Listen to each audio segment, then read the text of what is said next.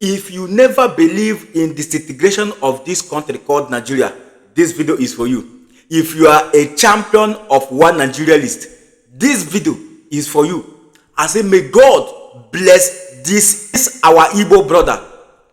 Joseph Okechukwu have done a very remarkable things that history will never forgotten. When I told you that this 2026 we are in, that a lot of things is going to happen, and most of you don't know what I'm saying. Now it's happening for real. Today being the 8th day of March, our own very brother have done a wonderful thing. So please, that very remarkable thing that this our brother have done is something that is going to change the whole narrative. This is not about photoshopping, going to snap picture with some prominent men coming to post it on social media. This is live and direct meeting, live and direct discussion of how Biafra is going to be actualized from the Nigerian government. Please gather here.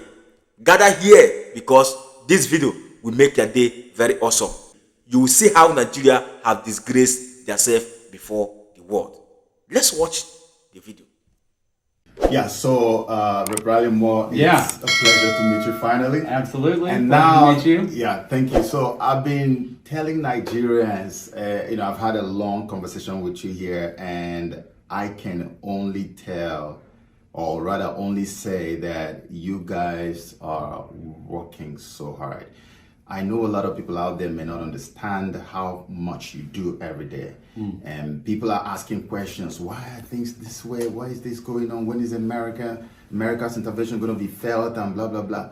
What do you have to say to Nigerians who are very agitated and want to see results like day before yesterday on what you're doing? Yeah, what I'd say is we are working on this daily. Not only myself, the administration, we just met last week at the White House, and we do have plans, we do have strategy.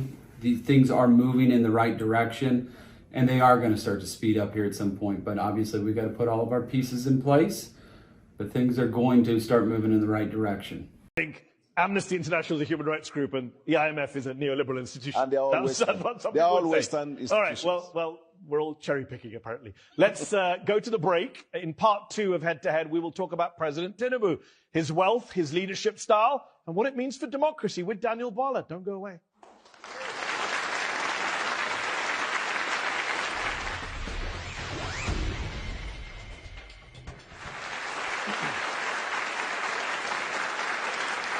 Welcome back to Head to Head on Al Jazeera. My guest today is Daniel Bala, Special Advisor to President Tinubu of Nigeria. Let's talk more about your boss, President Tinubu. He's been on the political scene in Nigeria for decades, first as governor of Lagos and now as president since 2023. He's a very rich man in a very impoverished country, and there's a lot of mystery as to where he got his wealth, estimated to be in the billions of dollars. What do you say to people who highlight allegations against him of, quote, massive corruption and misappropriation of funds? That's their opinion. Actually, it's your opinion. In January 2023, you talked about the legal petition against him that involves, quote, massive corruption and misappropriation of funds. You were in the opposition and were very critical of his wealth. Exactly verbatim what I said, because what you just say is not a true representation. January 22nd, 2023, you said the petition against him involves massive corruption and misappropriation of funds belonging to the government of Lagos State, abuse of official office, conflict of interest. I'm glad you said the petition against him. Yeah. Yeah, document that was taken to court. That you highlighted. I wasn't the one that went to court. And at that time, where was I? You were an opposition member. Thank you. So should we not trust you when you say things as opposition? What is the job of opposition? To oppose? Yeah, no, I'm glad you know it. For the sake of opposing? No, that's what you're adding. I mean, you didn't just say that. No, go to Westminster on Wednesday by 9 o'clock. Okay. You'll understand the job of the opposition. You can do whataboutism all day, that's fine. You also said that, well, you know what doesn't happen in Westminster in the US Congress? I know what does happen. Well, I'm telling you what doesn't happen. Politicians don't accuse other politicians of setting up a militia. They also accuse the governing party you said at the time, on mistake in judgment in appointing someone that eventually turned out to be somebody in the FC. Yeah, if you think that this is comparable to Starmer and Mandelson, good luck to you if that's your defense tonight. You said at the time that Tinubu started a militia to sway the election corruptly and that they even threatened you. So how can we take anything seriously you say tonight in his defense? Your opinion. Nigerians. So my opinion is your opinion. Sorry, Daniel, it's your opinion. That was litigated in Nigeria to conclusion, and then as a country we moved on. We are more interested about the deliverables that we have for the Nigerian people, and we look for opportunities. Nigerians are very concerned about corruption, and Tinubu, you said this, Tinubu and his people created a militia. This is the first time in the history of Nigeria we've seen a political party creating a militant arm leading to election. Your words, January 2023. Context is everything. There is no context. I'm coming. You are quoting the things I said when I was in the opposition. And I understand that's uncomfortable for you, but no, you did say them. If you want to disown them, that's fine. For you to ask anything I've ever said. So does he have a militia that tried to kill you? He doesn't know. I never said he tried to kill me. I myself have received threats from him and his camp. Your words. I never said that.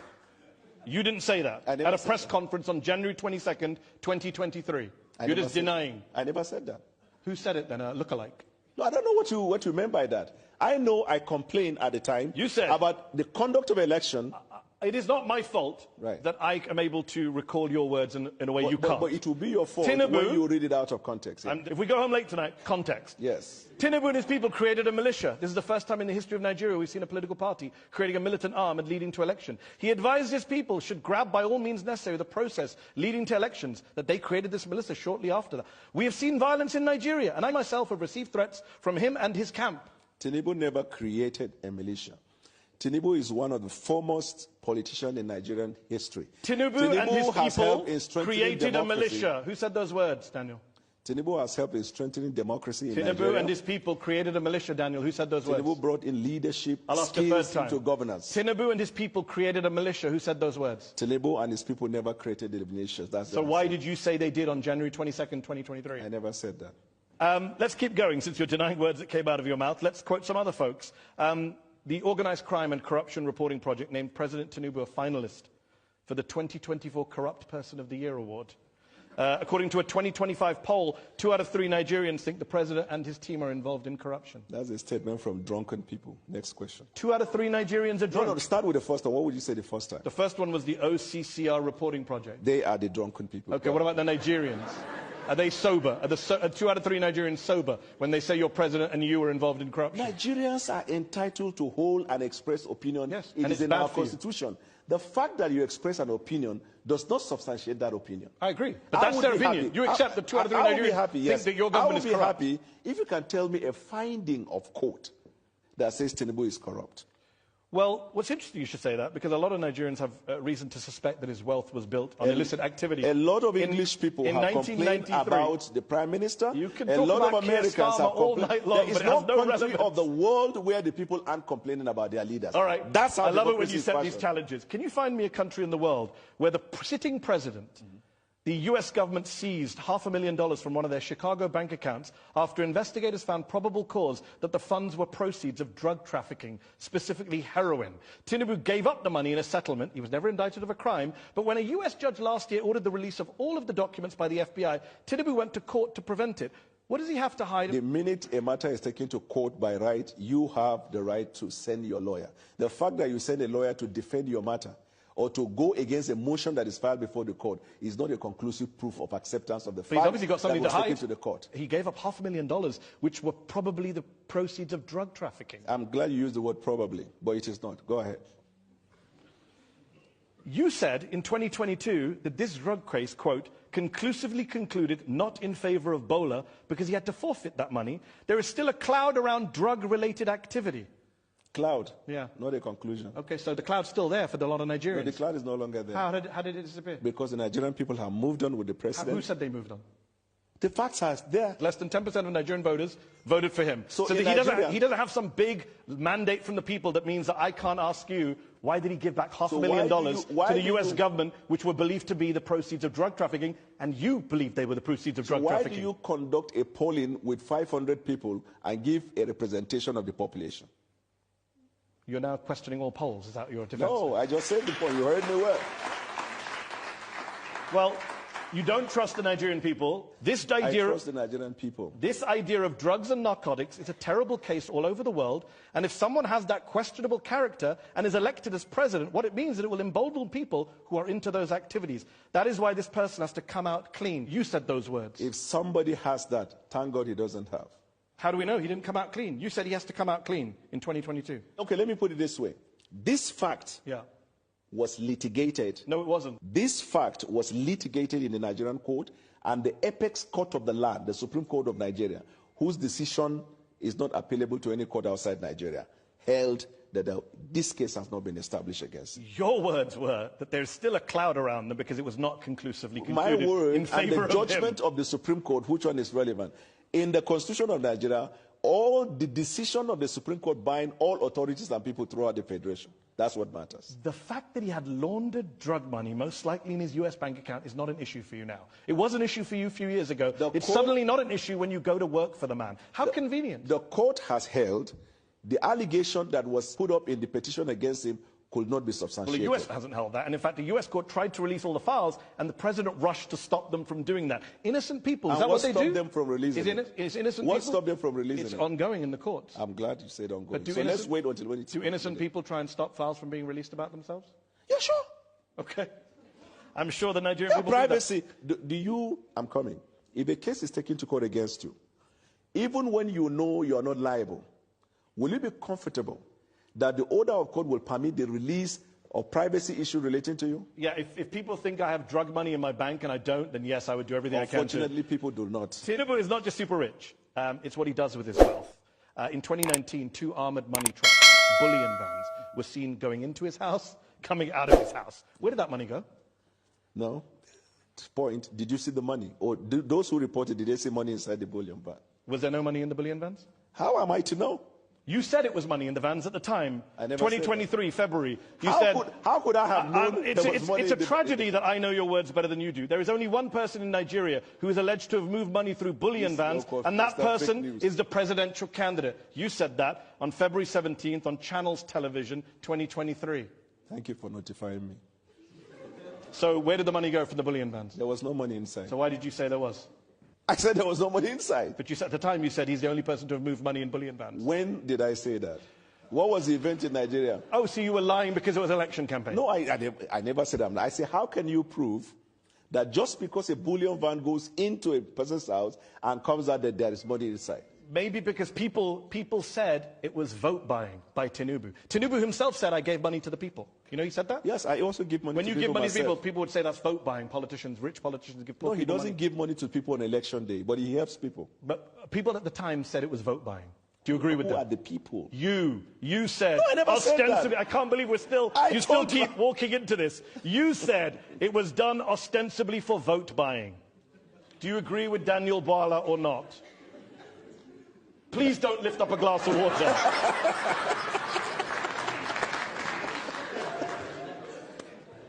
On the eve of the presidential elections, 2 cash-laden Bullion vans, your words, were seen on the premises, which was ostensibly for vote buying. Your words, January 2022, 2023. Have you just disowned everything you've said in order to work for this president? I'm coming. What you just said now, I want to put it on record, on my own honor. That's not what I said. So far you've denied 2 things. This one I said, that's not what I said. Before you said it too. Let me tell you what you do. Count. Let me tell you what you do. You will have an idea of a phrase or a word in a sentence. They coin the other part of it to project what you want to push out. I read the entire sentence. Coming. No, but that's wrong. No. Let's read it again. Wrong. On the eve of the presidential elections at Lagos, 2 cash-laden Bullion vans, your words, were seen on his premises located on 26 Bullion Street, which was ostensibly for vote buying. Your words. You can just say I don't agree with what I said, then I was lying for political I don't agree with what you said, yeah? No, with what you said. In fact, in 2023, you said that he bought his election. Did he buy his election? At the time, I thought. But when it was litigated in court, the court found out he didn't. So you thought he was vote buying, and now you don't. You thought he bought his election, now you don't. In fact, you said it was so corrupt, the 2023 election, Tinubu's win, you said that you couldn't eat food for 3 days. I never said that. Where? Arise News, March 2nd, 2023. I became so sick for the past 3 days, I found it very hard eating food. I'm sure you have a mistaken identity. I never said that. You never said that you became sick. Why will I not eat? Win, lose or draw, you eat your food and go to bed. I'm going to spend a lot of time enjoying social media after this show is done. Go ahead. You're welcome. Let's turn to our panel, who are waiting patiently once again. I'm joined by Anu Adeoye, a journalist for the Financial Times who's covered Nigeria. Anu, we've talked a lot about President Tinubu and the allegations of corruption, including from Daniel Bwala, which he's now pretending he didn't make. Allegedly, okay. You recently described him as a wily political tactician. How does he wield power? Daniel and others have accused him of vote buying in the past. How does he wield power in your view?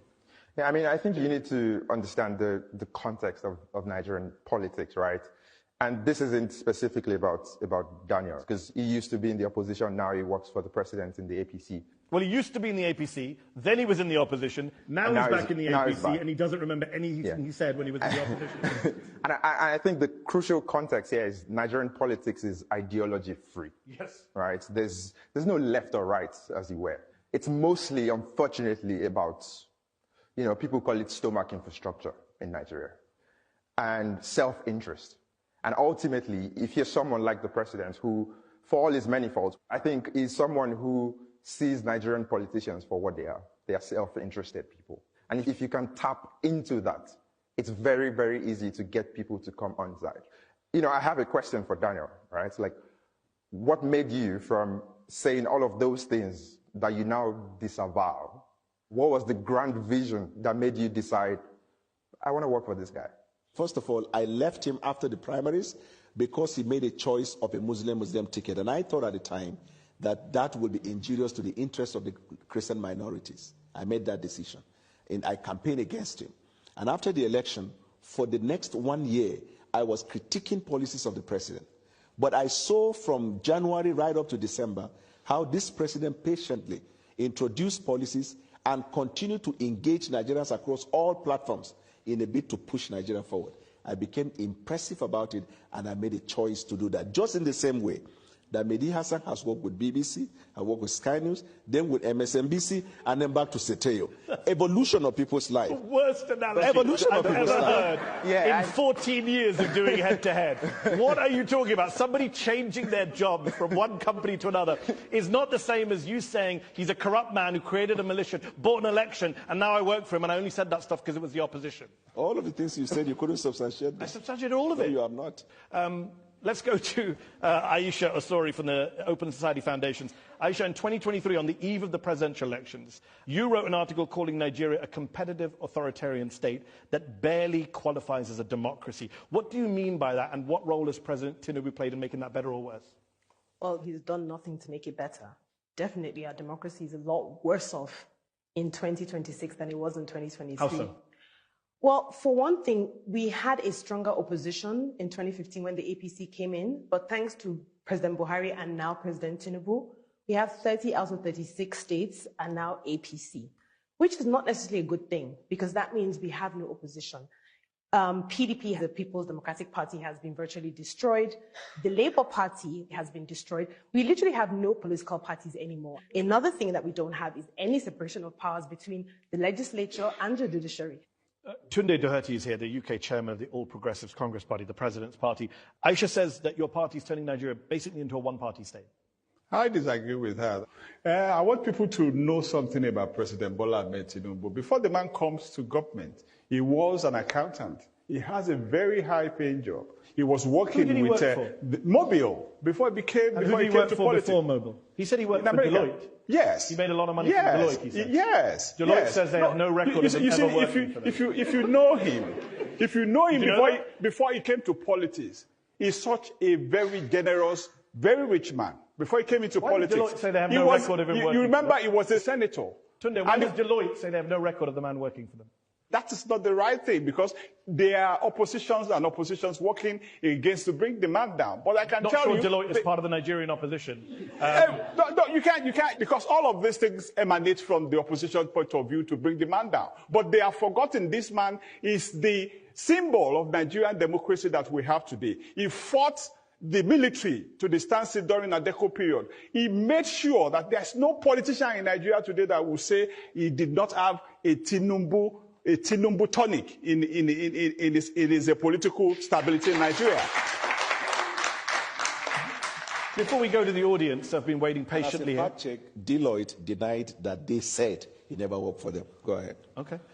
You have said in the past, I don't even know why I'm bothering, that when was this man born? We don't know where he was born. He doesn't tell us anything. You complained about this. Now you work for him. Has he told you his birthday? If you don't know when someone was born, first of all, he must have been born before me. I guess you know that. And secondly, my not knowing when he was born, does that have a consequential effect on his birth? You said it did at the time when you Does raised it it have as a an issue. consequential effect on his birth? And do you now know where he was born? I don't know. Still? Okay. Let's go to our patient audience here in London's Conway Hall. Let's go to the lady here in the front row first. In 2023, President Tinubu promised Nigerians constant electricity within 4 years, saying Nigerians shouldn't vote for him if he failed. Yet the national grid has suffered repeated collapses, including twice in January 2026. What is the government doing right now to stabilize the grid and improve reliability? Yeah, the government has actually strengthened the partnership between the private sector and the public sector. You should know that we took up reforms in the power industry that has allowed the private sector to be fully involved. Some of the state governments have even reached an agreement where they have off-grid and they run their own electricity company in their respective states. So the progress is being made, and I can assure you by the end of this first time, you would have seen very obvious change that you'll be happy about. Should people not vote for him if the electricity situation continues to be bad? That's what he said. They will make the decision when that comes, when that time comes. Okay, let's go back to the audience. Let's go to the gentleman there with the hat. Yep. Why should young and emerging Nigerian politicians believe that merit and not connection or lobbying determines their political relevance in the Nigeria of today? I can tell you that lots of young Nigerians are excited by the prospect of the renaissance in terms of growth, development, and opportunity that the Nigerian government and its policies has provided for them. That's why you see lots of them, they are sending remittances. Some of them are even coming to invest in the tech industry. So Nigerian people understand that in this administration, only merit. The president doesn't need to know who you are. If you have the right idea, that administration will provide the enabling environment for you to thrive. Daniel, an overwhelming majority of young people see their country moving in the wrong direction in Nigeria, 91%. What is the source? The Afrobarometer survey from last summer. I question the authenticity of that report. Do you still think this government is a nepotistic government? No, it is not. You said it was in the past. And I'm now saying it is not. Okay. Let's go back to the audience. Yes, woman in the third row there, yes? I was delighted to hear that you said that you have rid the oil industry of corruption.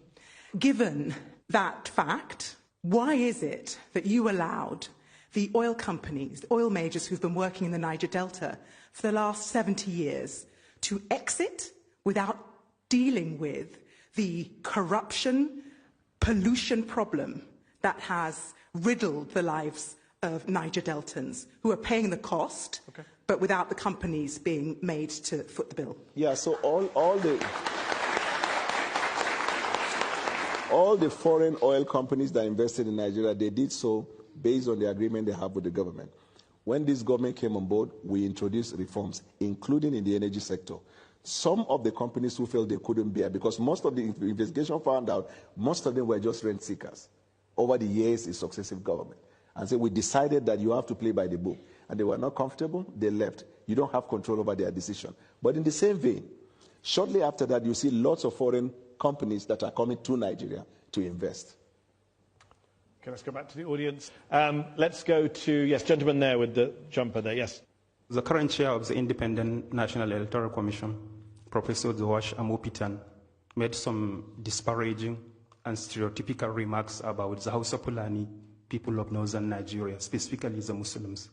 Do you think he is morally justified to continue occupying such a sensitive position, given the kind of remarks he made? My apologies to you for if such a statement was made to any group at all in Nigeria. It is not acceptable. This government promotes tolerance amongst Nigerians. We also understand the need for the president and the federal government to avoid interfering on institutions of government. I will be happy to follow up with this point you've raised, if at all such a thing happened. All right, I'm going to go to the lady at the back, yeah.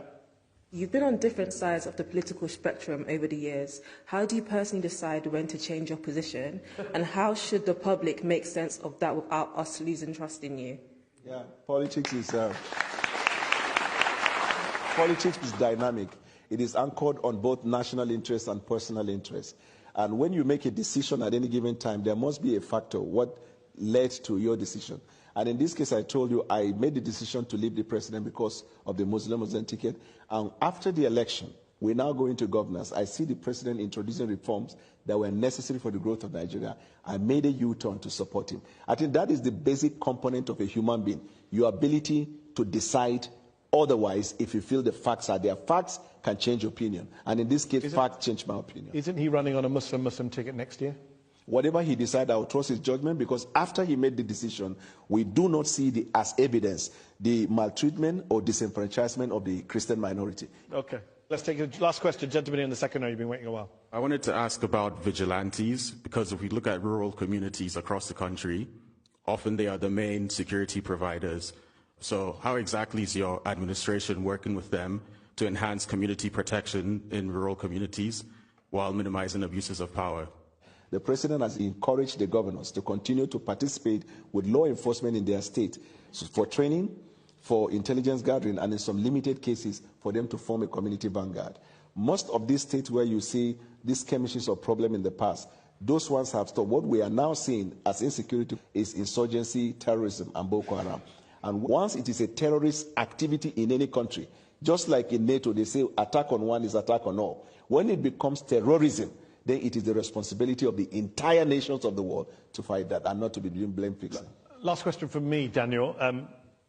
I know you don't trust any polls, but most Nigerians, I think, would agree. The ones that are in your favor, of course. But most polls show that Nigerians are very unhappy with politics, with the government, with the establishment. They're very unhappy about corruption. President Tinubu campaigned under the slogan, "It's my turn," which many critics would say is symbolic of the Nigerian establishment, that people just hand out jobs between themselves. You said in 2022 that Tinubu made the presidency about himself when, quote, "It's not about the people." Can we end the show in agreement that what's happening in Nigeria right now is not about the people? After he won the election, he made it clear by his conduct, action, and executive act that it is about the interests of the Nigerian people. But he ran on, "It's my turn." Should really He run actually did not run. It was a statement he made before the primaries. Your facts are not correct. You criticized him for it, Daniel. Yes, and I changed my mind. Do you change your mind in life? I do change my mind. Remember, I moved from the BBC to Sky to MSNBC. Thank you. On that note of agreement, we will have to leave the show there.